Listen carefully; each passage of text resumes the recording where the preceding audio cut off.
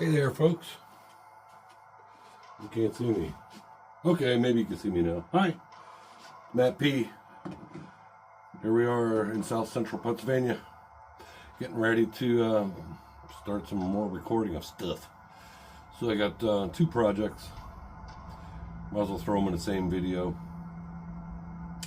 One's pretty quick to explain, which is track cleaning. So I'm tired of sputtering and stalling of locomotives and dirty track and stuff over here, and I'm gonna try using this technique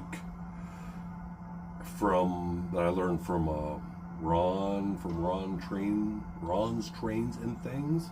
If you're familiar with his YouTube channel, he's got a bazillion subscribers, very popular. A lot of people know him. He's a great guy, it seems. He's a good modeler. He's got this technique for cleaning track that he's done a study on for like a year or more, using a product called No-Ox ID, which is like a anti-corrosion grease. I think it was developed for like the electronics industry or something. I'm going to try using that stuff, but first we clean the track with mineral spirits. And I'm using this handy dandy thing you can probably barely see, but all it is a wine cork, and it's wrapped with cut up piece of old t-shirt, and then stuck with what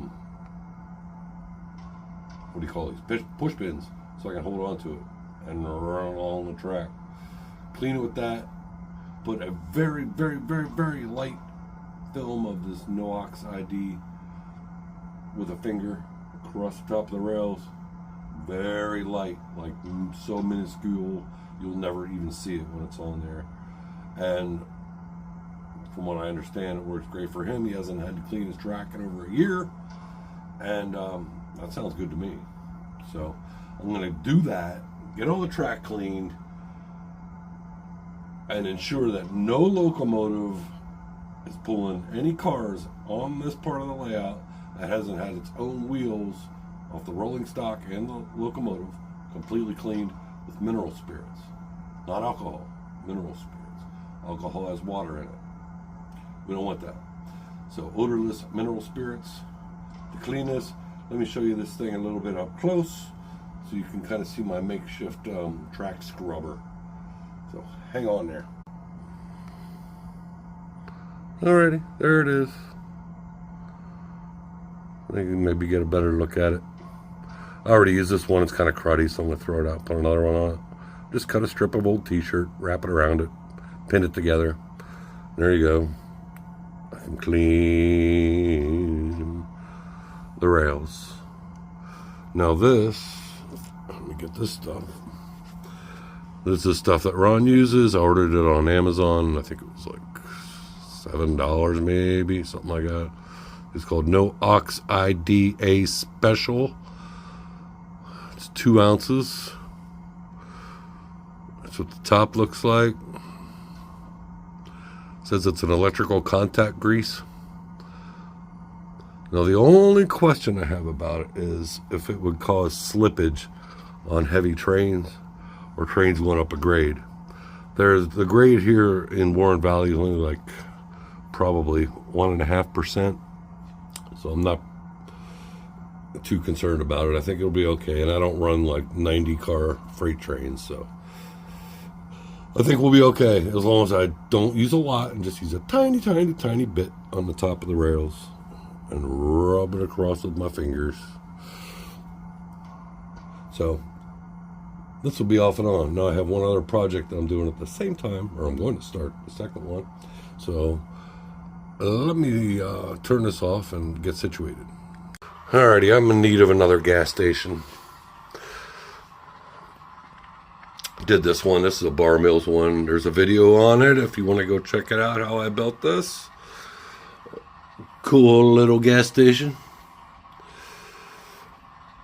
So I think I'm going to put another one either up there somewhere or over there somewhere. I don't know yet where it's going to go, but I have a small one I'm going to build, and I want to show it to you over at my workbench. So So here it be, a Dalley's gas from foskits.com, Fos Scale models. It says free kit because it was free. Every so often, Doug at Fos will run a special where if you buy, I don't know, $40 or $50 kit from him, he'll throw in a free one. And this is it. So I bought one, I don't know, a while back. Did it, and now I got this sitting here ready to go. So usually it says right on it, yep, instructions not included, which isn't a big deal. It's such a small kit, easy to figure out.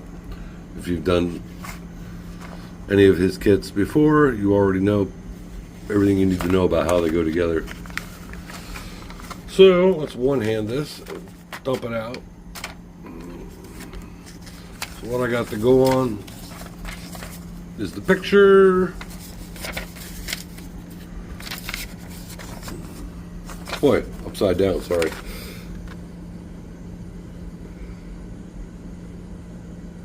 That's a kind of a diagram of how it goes together.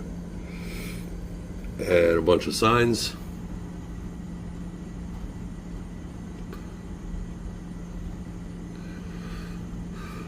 All right, so put that off to the side. This is task board, already laser cut out. This looks like it'll be the spot for the gas island. Concrete pad. Looks like we got a 3D print of a chimney.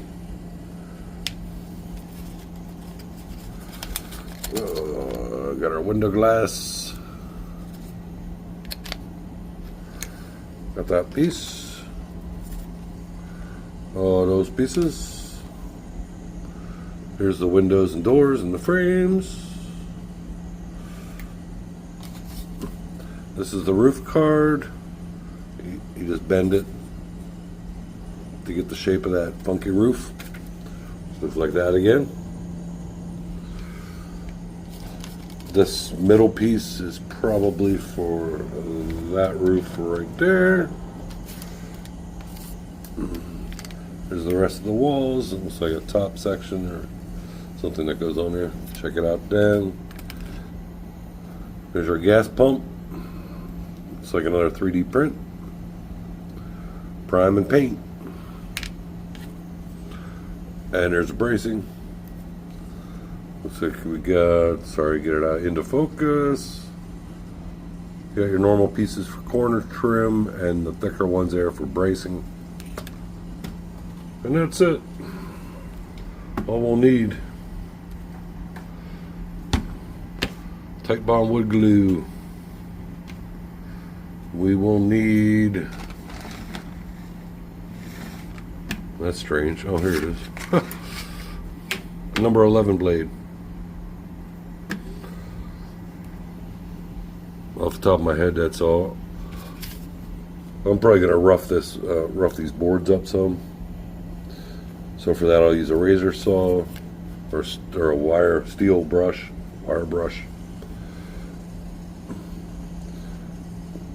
So that's what we'll do with that. So in the meantime, I'm gonna paint this. I'm gonna spray these. Figure out what color I'm doing. I kind of like that yellow.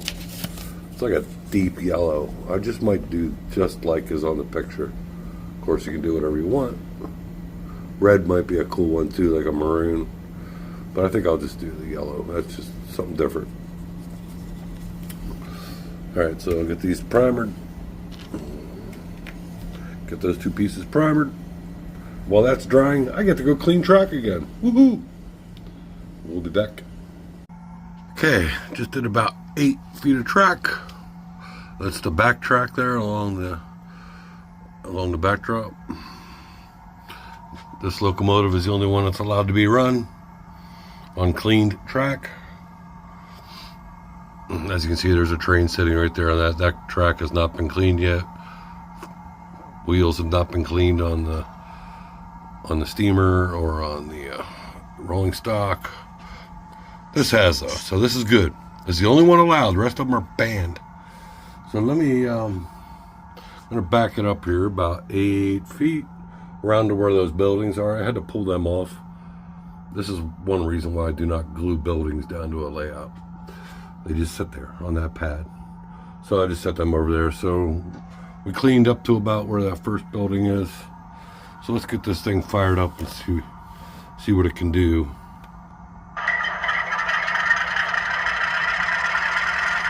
I guess I'll clang the bell too while I'm at it.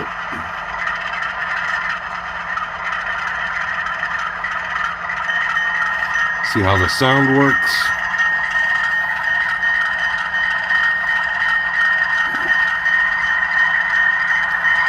I'll take it up to about speed step 4.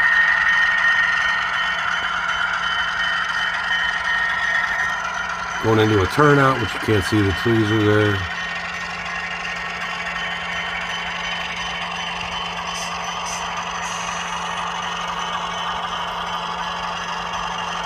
That sounds good. That's one of the few Atlas turnouts on my layout. I'm sure it'll have to be torn out sometime and replaced with something better. It's since gone with Picos. All right, well, we're moseying right along.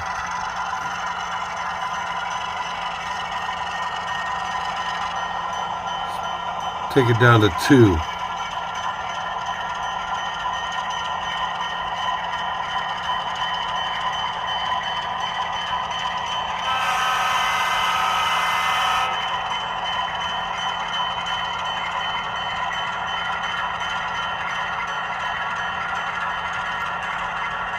Speed step 1. This is as slow as it can go. Struggling a little bit.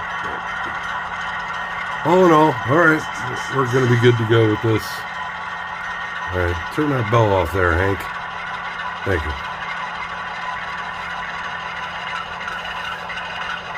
Shut this guy down.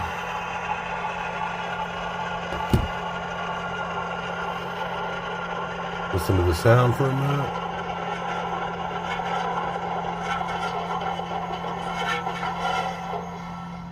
Okay. All right, back to the workbench. All right, got that stuff primered. Ready for painting. Went ahead and added bracing to the walls. This is a little small, that piece there, little abutment. And there was no back wall. It was only 3 walls. So, I mean, I could have just left it off and made it a background flat or a 3-sided building. Pushed the back up against the backdrop, but I just decided I wanted a wall, so I made one out of pieces, scrap parts. Not the greatest thing ever. I don't have a method to laser cut precisely. Just got to use the old-fashioned method with a blade, but it'll work for a back wall.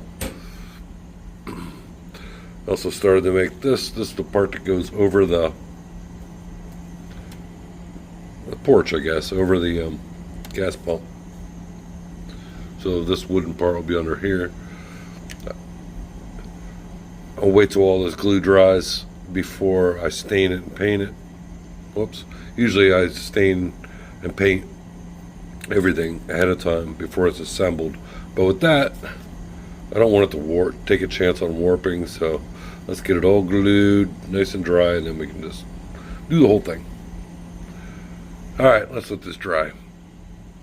And it's almost dinner time, so I'll probably be back at you tomorrow morning. See ya!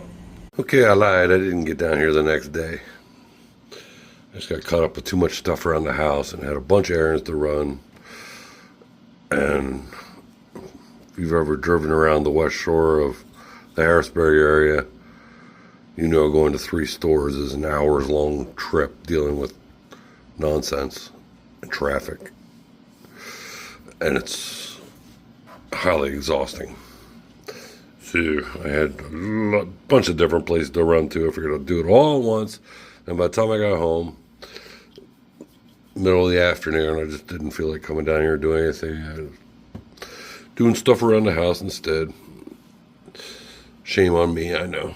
All right, well, I gotta get this stained. Everything's dry. The bracing's all on. Experimented with a couple different stains to see which one I like. The last few wooden buildings I've done, I've used this driftwood from Hunterline. So I'm going to use a different one this time so that not all my buildings look like they're made with the exact same wood. So I'm going to use this one. It's called Creosote Black. It's not really black. It's more a pretty dark gray. So it goes on almost black, but it lightens. I think this will settle down into the cracks nicely and darken them. And of course the board surface will have paint and chip paint over top of it. So this is what we're going to do. This is fun doing this with one hand. So I got to put you down. Because I can't deal doing this with one hand. I'm going to go nuts. Alright, I'll be back once they're all done. I did the window frames, doors, mullions, windowsills, all that stuff with the yellow. Just sponged it on with this color called Apricot from Apple Barrel. That fairly closely matches that, I think. So, did that. I painted these thinner pieces of wood, the yellow, and the thicker ones, the yellow. So the thicker ones will be those two posts over the gas pump and the trim on the corners where the walls join together, there and there. The thinner ones, meanwhile, will be on the tip top, if I can get this in focus, the top of the porch. If you see where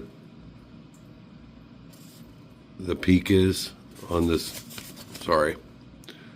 Try to stay focused. What is my problem? Or what's my phone's problem? So that'll be on the top. You see, it's like a cap that goes over top of that. And then on the inside, it'll be rolled roofing. And we'll get to all that stuff a little bit later. This concrete pad is right here for the gas pump. So I shall cut that out and paint that as well. Get these walls painted a white, excuse me, a white, an off-white. Or that's a really light gray, or that's what that is. I mean, I can do whatever I want. I can paint them pink if I felt like it. But I'm going to do a white with it. Just because I just like the way that looks. That looks really cool. I'd like my model to look like that. Okay. I'll be back after I dry brush some white on these walls. Alright, here's the paint. Pretty much dry brushed everywhere, here and there and everywhere. All the walls and stuffs. Now this part, like I said, that's for the gas pump. We know that. So I painted that a concrete color. This I deduced, without instructions, you got to do some deducing. I deduced that this is the base that goes under the bump out right there. So all I have to do is just paint the edges a concrete color. And then I had to deduce that this is actually the base for the main building. Sorry, banging you around here. For the main building. It's nice that it has a big opening there in the middle, so in case I ever want to pop a light bulb up through there, it's easy enough to do. And light the interior. So, again, just had to paint the edges, because that's all that'll be visible. Okay, let me get this trim on. Alright, corner trim's on. Something red on there. What is that? I don't know what the heck I do. Get off of there. I'll get it with a knife. This was the white paint I forgot to show you that I used. Well, it's not really white. It's called Parchment from Folk Art. It's a pretty good aged white is what I guess I would call it. Then we have our pieces painted up. Still have to do the door handles. I'm going to do that. This is all together. Got the cap on the top. Got the rolled roofing on. Weathered up a bit. And what else? Oh, my weekly soda for the week. Yeah. Appalachian root beer from Appalachian Brewing Company. Brewed with a delightful blend of honey, and boy, is it delicious. I didn't know that Appalachian Brewing Company made soda as well. They are a craft brewery making beer and ale, and they have some pretty good products in those lines. But I happened to just see this in the grocery store. I'm like, oh, I know Appalachian Brewing Company. Let me try a root beer. So, yep, it's pretty good. Okay, now, got these signs to do, figure out what's what. Figure out which ones are signs that are to represent being hung on the side of a building as opposed to being painted on. But the first thing I gotta do is dull them down with my normal good trick of using weathering powder. This light gray, it's called Ash from Bragdon. Just brush it all over them, scrub them in, and dulls all the colorization down so it's not so bright. Okay, be back. Okay, I got these signs dulled down. And of course, seems like I made a mistake as to what Doug at Fos Scale actually was intending. Did not see it. But these two big signs are meant to be one big sign for the rear non-clapboard wall. So if you remember, I told you there was a piece that was missing, which was the rear wall. So I went ahead and made my own, which is over there. And I did not see this. But there was still no wall piece to put it on. So I could have just cut a flat piece of wood, non-clapboard, not like that, and mounted this onto it and used that entire thing as a big wall. Well, I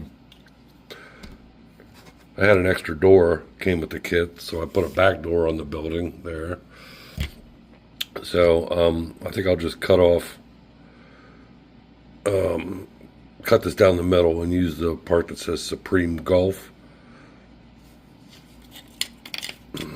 and run it down this side here, and we'll call it a day. So, the things that come up sometimes, but there's always workarounds. Anyways, so these are all ready to go. I'm going to figure out which one I'm using. Like there's some on here that, like there's a lot of different brands of motor oil.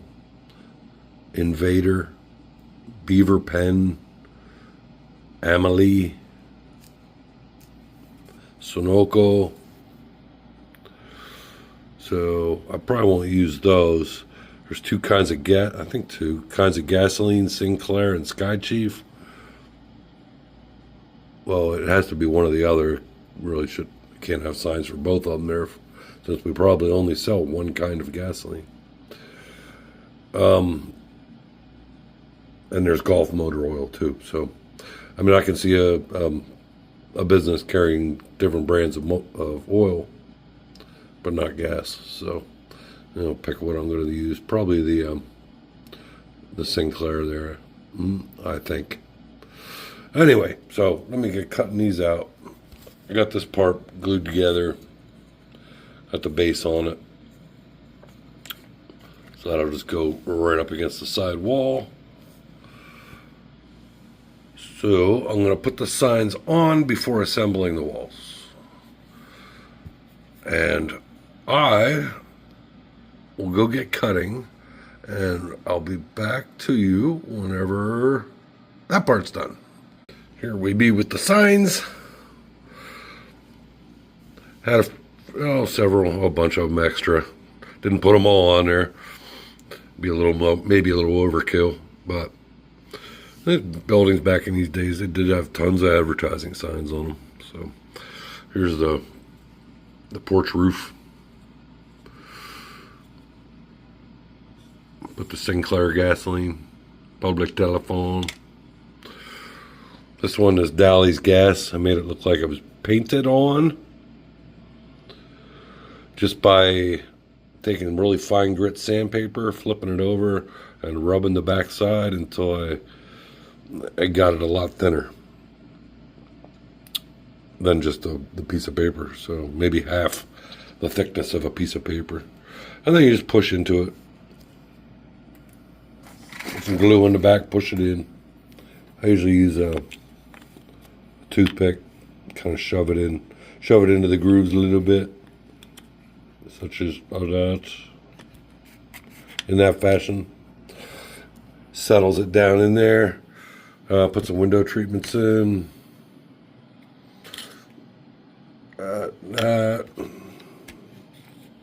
So that's that. And now I got more signs to add to my collection. This is my sign drawer.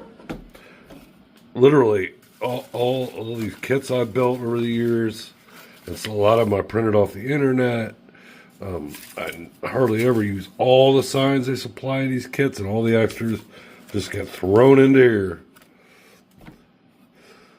Because I end up going through these and picking the ones out for other buildings and things. So, there we are. Now you know. Alright. I actually do have two signs yet to put on this one. I forgot. So I got to put these couple signs on, then we'll get this whole darn thing glued together. We are getting there, folks. It's been a long video making process. A lot of stuff going on, not model railroad related this week. So I've been in and out, back and forth. All right. So what did we do? We did the signs and stuff. Yeah. Okay, the roof. It was that cardstock. You had to fold along the lines to create the peak. I just used tape to hold it together into the shape, and a little bit of glue here and there, and then glued it to the top of the building. Added the paper for the rolled roofing part. Nothing more than just cutting strips of this. Now I gotta paint it. Chimney's kind of weird. I painted it up, and then I realized it's kind of on the wrong angle. See? We don't have like chimneys facing that way. Sure, I don't know. What you could do is cut a hole in it and push it down in there and straight. So I might do that. In the picture, it doesn't really show exactly how it's supposed to go on. So I'm not sure why it's like that, or I could just trim it off and square it off. Yeah, I'd probably do that. And just cut a hole and push it down in a little bit, glue it in. All right, let me have this bump out section. I have to glue that on there. There's the roof card for that. I just painted the underside and the edges dark gray. So that'll sit up there, get rolled roofing on it. Painted the gas pump.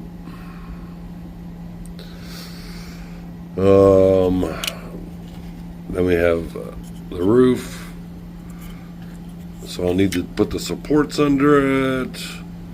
What we'll do is probably glue into place and then measure and cut the poles that hold it up. So that'll go in there. We have the island, which needs weathered up yet, so that's there. And we have a little step for the door. She'll need weathered up and glued in there. And what else we got? Oh, windowsills. I always save those for last because they're kind of delicate. Once you glue them on, and if I'm handling the building and moving it around, I can easily knock them off. So one will go up here on this window, another one on that one. That's it. Yeah, just those two. So, and out of the kit, I have an extra window frame and mullions. All right. Paint the roof. That'll be a dark gray. I usually use for these kind of roofs called peppercorn from Folk Art. So it was originally a black rolled roofing that's been faded over time. So that's why I painted a darker gray. And then we add weathering to it and all that stuff. So let's get going.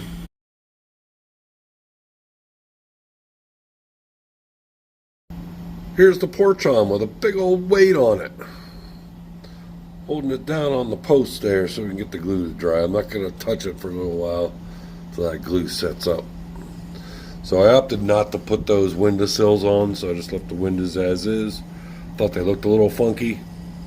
My prerogative, I just didn't like them, so they're not going on there. Also, that chimney, I decided, with this small of a building, would it really have some big, massive brick chimney for maybe a little pot-bellied stove? So I put a smoke jack in there instead out of my scrap box. Still got to weather the roof up, and we'll probably call this a finito. So that's about it, folks, for that. Once I get that done, I'll take that weight off there and stuff, and then show you a little closer up how it looks, and you can check it out then. So I guess we can call this little build from Fos Scale Models finished up. Got weathered pretty decently.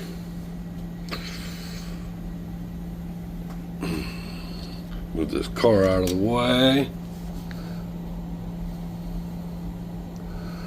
So I think it came out pretty well. I love these little buildings. Everybody's always wanting to just build these huge monster buildings and industries and stuff everywhere, which is fine.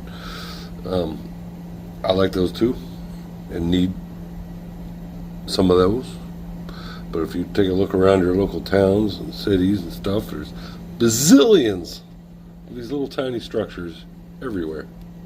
So we need a lot of them, at least on my layout anyhow. So that's the way it is. All right, that looks pretty good. I think we'll call it a day, huh? So I think what I'm going to do next, we're going to go running over to this layout and check out the other project that's been going on.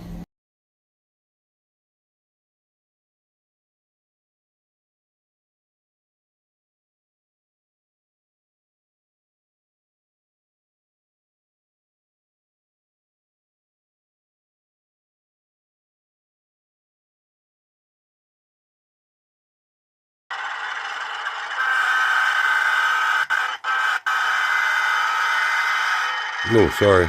Stuck my finger on the button strangely. Alright, so this is the only locomotive with clean wheels. The only piece of rolling stock with clean wheels. The only ones allowed to be running at the moment. Till I get more done. I'm probably just going to start knocking out a few each day. But just giving us a little test run to see how this track cleaning project has fared so far. I still have to get the track on the opposite side of where this locomotive is done, and I still have to get the loop around the town peninsula part. So it's not a lot. Most of the track's done. I'm probably about 70%, I'd say. Won't take long here, another day or so to get the finished up.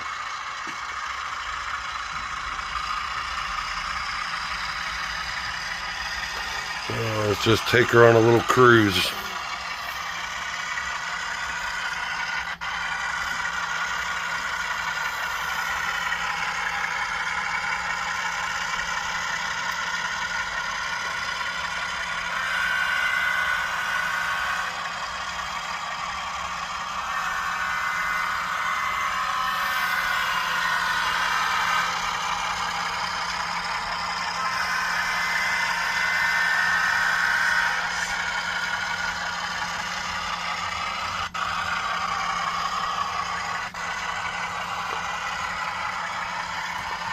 Might need another quick wipe down in a couple spots. So it's good to just check things and see where I might need just a little bit more attention.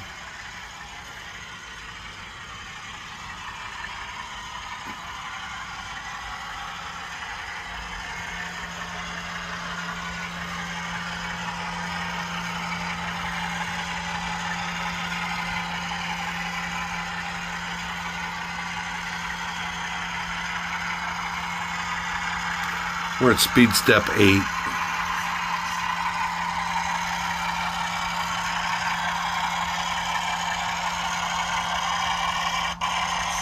See another little spot there. I'm making mental notes. Oh shoot. We have a problem, Captain. I had pushed this locomotive back a little, or this train back a little bit. Ended up blocking the switch. My bad.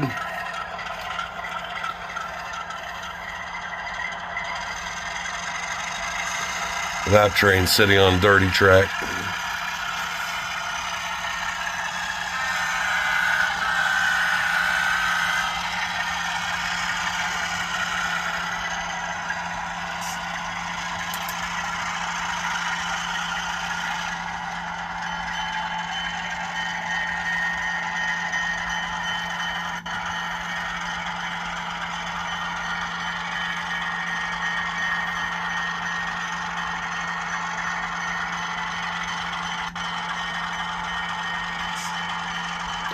Yeah, so that's pretty good so far. So for only a couple hiccups here and there. The true test will be to see how well this holds up over time. So I'm looking forward to that. And hopefully I really won't have to mess with track cleaning until next summer sometime. Which is just fine and dandy by me. Alright folks, so I'm going to put a link to Fos Scale models in case you're interested in purchasing one of his kits. They all have instructions, believe me, just those free ones don't, those little ones. If you've never done one of his before, I highly recommend it. He's got great designs, great structures, just not difficult. Anybody can do this. Then I'll also put a link to Ron's Trains and Things, even though probably 75% of you or more are already subscribed to his YouTube channel. But I'll put a link into there with his track cleaning video in there so you can check that out, a little more detail. He does explain things better than I do sometimes, so, and he's an expert in all kinds of cool stuff. So I encourage you to check out his channel. And I guess that's it, guys and gals. So I hope you have a great rest of your week. And we'll catch you on the next go-around. Thank you very much. Please subscribe if you haven't. We're 9 away from 1,000, which would be awesome. And give the video a thumbs up. Any questions, comments, put them in there, please, in the comment section. And I'll see you next time. All right, get this dirty wheeled train out of here so I can clean that track back here. Goodbye. Please don't stall.